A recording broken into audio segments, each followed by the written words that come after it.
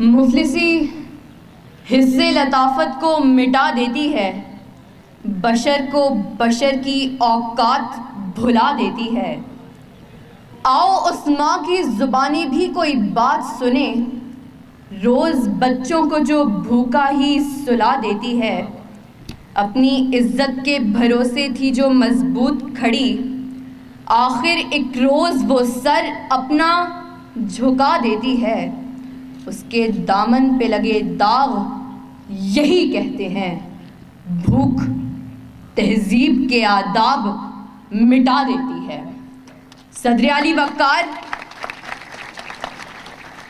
سردیوں کی ٹھٹھرتی ہوئی رات، منہ لپیٹے ایک مجبور ماں اپنے نومولود بچے کو ایدھی سینٹر کے باہر پڑے جھولے میں ڈال جاتی ہے۔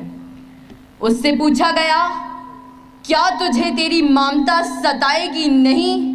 اس بچے کی سسکیاں تجھے رلائیں گی نہیں؟ اس کی چیخیں تیرے کانوں سے ٹکرائیں گی نہیں؟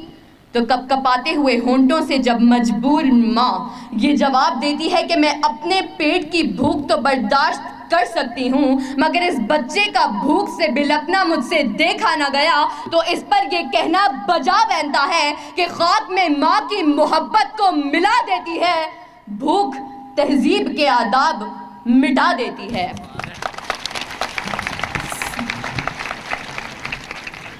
صدر علی وقار، آج اس معزز اور باوقار ایوان میں قائد ایوان نے جو قرارداد پیش کی کہ ہم معاشی نہیں اخلاقی بدحالی کا شکار ہیں، میں اس کی بھرپور مخالفت کرتی ہوں، کیونکہ جس اخلاقی بدحالی کا رونا وہ رو کر گئے، وہ اخلاقیات تو خود معاشیات کی محتاج ہیں۔ قریب ہے کہ مفلسی تمہیں کفر تک لے جائے، اخلاقیات معاشیات کی محتاج ہیں۔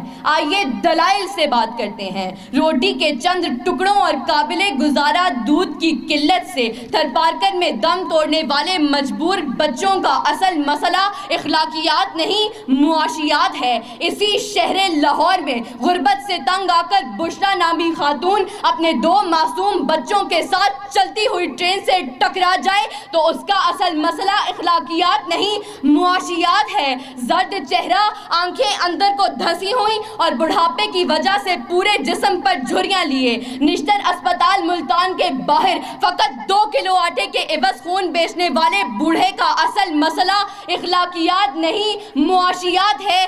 چہرہ بتا رہا تھا کہ مارا ہے بھوک نے، اور لوگ کہہ رہے تھے کہ کچھ کھا کے مر گیا۔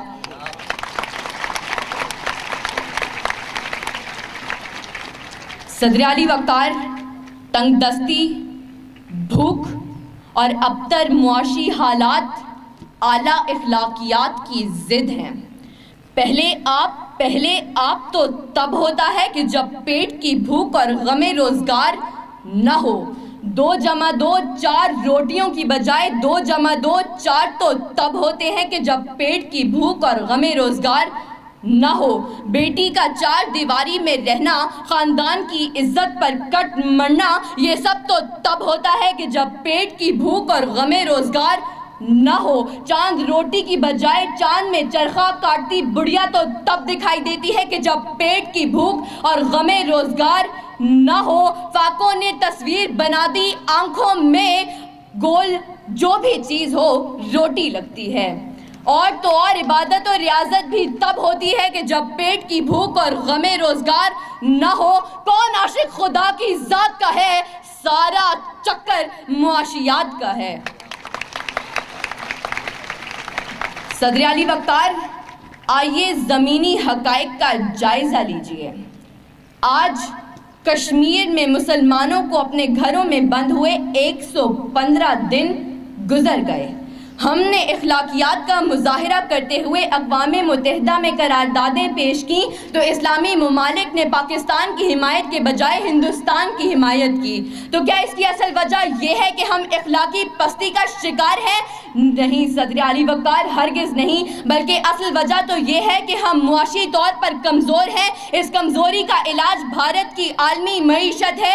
ہمیں یہ بات تسلیم کرنی ہوگی کہ ہم اخلاقی نہیں بلکہ معاشی بدحالی کا شکار ہیں، کیونکہ یہ اخلاقیات تو خود معاشیات کی محتاج ہیں۔